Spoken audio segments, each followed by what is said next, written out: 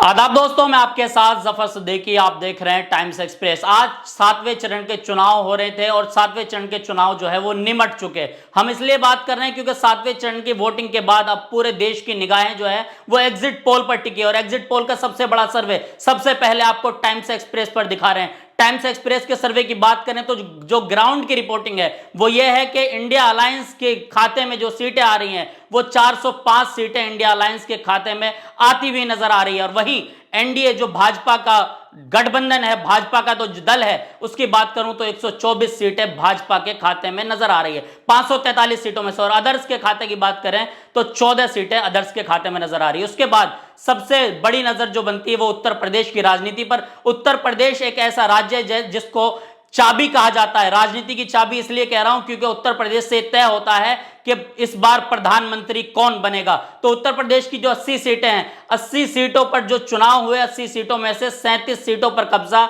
India alliance का नजर आ रहा है। वहीं एनडीए जो है यहां पर 41 सीटों पर अपना कब्जा दिखा रही है। और बीएसपी जो मायावती जिसके प्रमुख है उसके हिस्से में जो है 2 सीटें नजर आ रही है। उत्तराखंड की बात कर ले हैं तो उत्तराखंड में 5 सीटें हैं जहां पर इंडिया अलायंस के खाते में 4 सीटें नजर आ रही है और एनडीए के खाते में सिर्फ 1 सीट, जहां पर मुख्यमंत्री बार बार चेंज होते हैं। यह वही उत्तराखंड है जहां पर 21वें मुख्यमंत्री चुने गए थे। अब मैं बात कर लूं बिहार की। बिहार भी राजनीति का अड्डा कहा जाता है। बिहार इसलिए कह रहा हूं क्योंकि बिहार में जो 40 सीटें हैं जो लोकसभा की, जहां पर इंडिया की 27 सीटें और एनडीए के खाते में 12 सीटें नजर आ रही है। एनडीए वही दल है जिसमें नीतीश कुमार बार बार पाला बदलकर नजर आए। नीतीश कुमार अभी 9वीं बार वो मुख्यमंत्री बने और उसके बाद वो एनडीए के मुख्यमंत्री बनने के बाद उन्होंने शपथ ग्रहण की थी। और अदर के खाते में जो है वहां पर 1 सीटें नजर आ रही। तो इस पूरे चुनाव में ये पता चल रहा है कि एनडीए और इंडिया की लड़ाई इस बार जो है वो जबरदस्त है।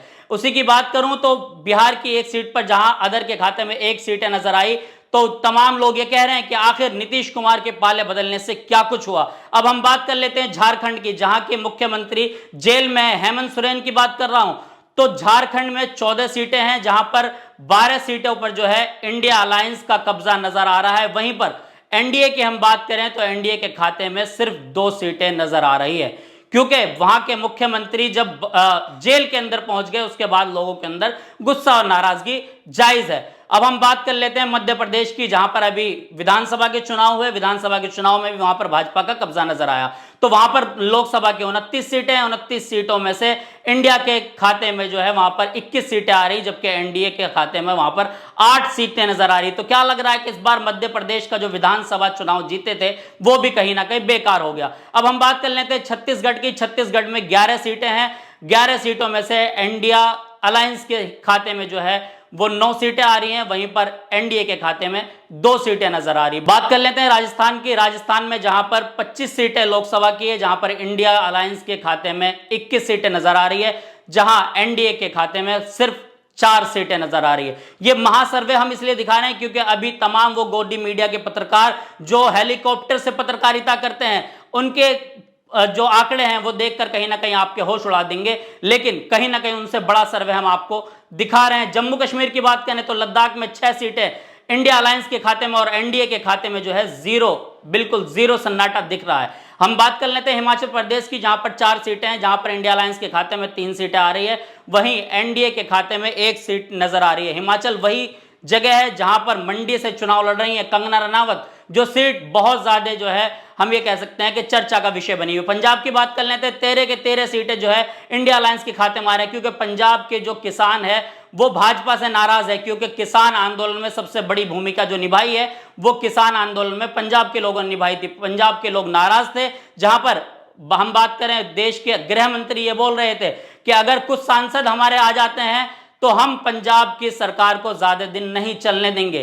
तो उसका नतीजा पंजाब के लोगों ने दिखा दिया कि पंजाब में 13 लोकसभा की सीटें हैं और 13 की 13 में से जो है एक भी भाजपा के खाते में नहीं आ रही है। हम बात कर लेते हैं हरियाणा के, जहां पर मनोहर लाल खट्टर बहुत लंबे टाइम तक मुख्यमंत्री रहे। मनोहर लाल खट्टर जैसे दिग्गज नेता को भी जो है इस बार लोगों ने सबक सिखाने का काम किया है। तो मैं बात कर रहा हूं इंडिया अलायंस के खाते में, जहां पर 9 सीटें नजर आई 10 सीटों में से, और 1 सीट जो है वो एनडीए के खाते में नजर आ रही है। इसी वजह से प्रधानमंत्री के कहीं ना कहीं होश उड़े नजर आ रहे हैं जब ये आकलन किया जा रहा है, क्योंकि ये अब एग्जिट पोल जो है यही अब 3 दिन बाद जो है वो नतीजों में बदलने वाले हैं। हम बात कर लेते हैं चंडीगढ़ की, जहां पर 1 सीट लोकसभा की और 1 सीट जो है वो इंडिया अलायंस के खाते में नजर आ रही है। एनडीए वहां पर बिल्कुल जीरो है। तो ये सर्वे कहीं ना कहीं बड़ा सर्वे हम इसलिए बता रहे हैं क्योंकि इस तरह के सर्वे आपको गोदी मीडिया के तमाम चैनलों पर नहीं मिलेंगे। गोदी मीडिया लगातार जो है वो सरकार की चाटुकारिता कर रही है, लेकिन हम आपको जमीनी हकीकत के सर्वे दिखा रहे हैं। अब हम बात कर लेते हैं देश की राजधानी दिल्ली की। देश की राजधानी दिल्ली में 7 सीटें हैं। 7 सीटों में से इंडिया अलायंस के खाते में 6 सीटें नजर आ रही हैं, जहां पर एनडीए के खाते में सिर्फ 1 सीट है। महाराष्ट्र की बात करें, जहां पर बहुत बार सरकारें गिराई गई, वो भी बहुत चर्चा का विषय बना रहता है। जहां पर हम बात करें 48 सीटें हैं, 48 सीटों में से 39 सीटों की बात करें तो इंडिया अलायंस के खाते में, और वहीं पर 9 सीटें जो है वो एनडीए के खाते में नजर आ रही है। बात कर लेते हैं गुजरात की, जहां पर 26 सीटें हैं, जहां इंडिया के खाते में 8 सीटें और एनडीए के खाते में 18 सीटें नजर आ रही हैं। यानी गुजरात से जो है प्रधानमंत्री नरेंद्र मोदी खुद वहां के निवासी है, गृह मंत्री वहां के निवासी है, तो कहीं ना कहीं वहां जो है उनकी जीत का नतीजा सामने नजर आ रहा है। हम बात कर लेते हैं तमिलनाडु की। तमिलनाडु में 39 सीटें यानी कि 39 सीटें हैं, जहां पर इंडिया अलायंस की खाते में 39 की 39 सीटें नजर आ रही है। वहीं पर एनडीए की जो है सरकार की बात करें तो जीरो, वहां पर खाली बिल्कुल नजर आ रहा है। हम बात कर लेते हैं अब यहां पर कर्नाटका की। कर्नाटका में 28 सीटें हैं, जहां पर 28 में से 26 सीटें इंडिया अलायंस के खाते में नजर आ रही है।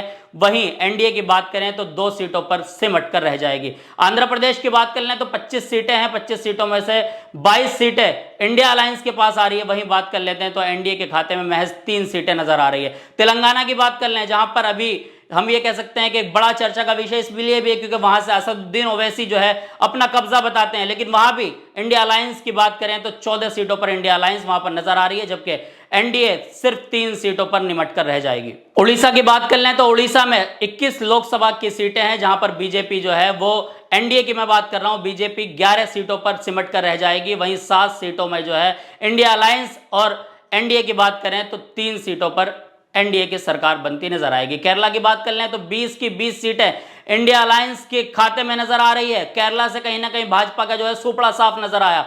वही हम बात कर लें तो वेस्ट बंगाल की लोकसभा की 42 सीटें हैं, जहां पर इंडिया के खाते में 34 सीटें नजर आ रही है, और एनडीए की बात करें तो सिर्फ 8 सीटें एनडीए के खाते में नजर आ रही है। असम की बात कर लेते हैं, जहां के मुख्यमंत्री बहुत चर्चा में रहते हैं।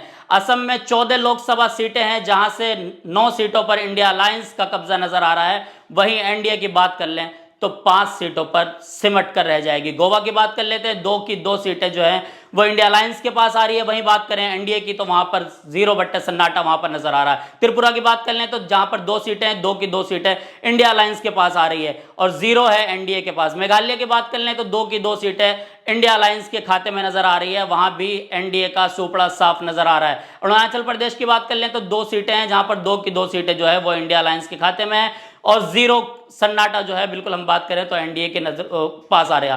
तो इस पूरे मामले को हम देख लें तो आज का एग्जिट पोल ये साफ दिख रहा है कि 4 तारीख को जो भाजपा के सपने हैं वो टूट जाएंगे। भाजपा जो मिठाइयों का ऑर्डर दे रही है वो कहीं ना कहीं सब बेकार हो जाएगा, और भाजपा के सामने वो तमाम चीजें आएंगी जिनका उन्होंने बार बार जिक्र किया है। मैं बात कर रहा हूं क्योंकि तमाम मंचों से, चाहे भाजपा के कोई भी नेता हो, प्रधानमंत्री हो, गृह मंत्री हो, तमाम लोग जो है मंदिर मस्जिद के लेकर बातों को कर रहे थे। कहीं ना कहीं वो तमाम सपना टूट जाएगा। इस तरह की अपडेट्स के लिए आप जुड़े रहिए और देखते रहिए टाइम्स एक्सप्रेस।